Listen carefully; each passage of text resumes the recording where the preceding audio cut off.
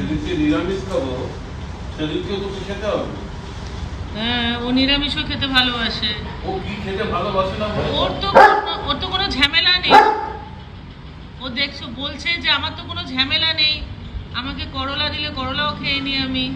Candy খাবে না, তাই? ক্যান্ডি খাবে এখন না, দেখেছো?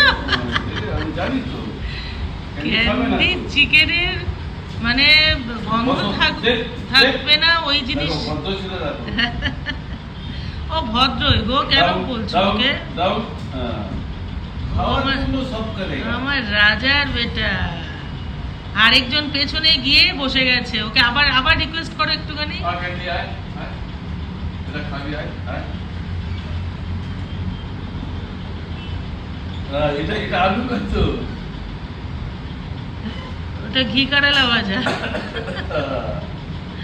তাও ভাজাও নয়।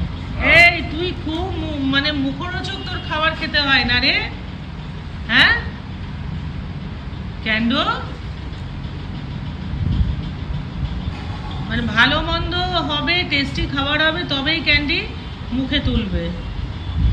ও কটন, কটন বাবু, কটন ভালো সব দিক থেকে, একদম পারফেক্ট। ও কোনো ওর ঝামেলা নেই, ওকে যা দেবে ডাল ভাত পান্তা ভাত। পান্তা ভাতও বললাম শেষ পর্যন্ত, বলছে কটনের কোনো ঝামেলা নেই, পান্তা ভাত দিলেও খেয়ে নেবে বোধহয়। বাইরে খেয়েছে, বলু খেয়েছে, বলু খেয়েছে।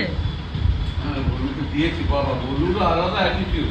ও ক্যান্ডির মতন তো, ক্যান্ডির মতন আবার শুয়ে পড়বে।